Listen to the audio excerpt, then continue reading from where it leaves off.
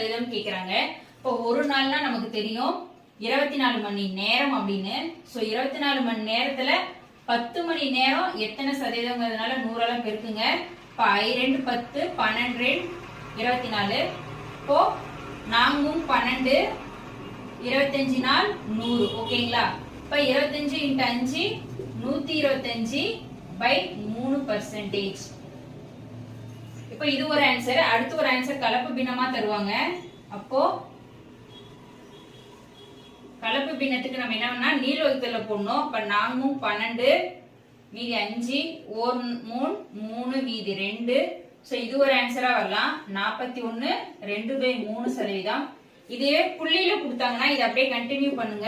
புள்ளி வச்சு 0 போட்டீங்கன்னா 6 3 18 மீதி அப்படியே கண்டினியூ ஆகிட்டே போகும். அப்ப 41.67%. So 3 answer. தேங்க்யூ.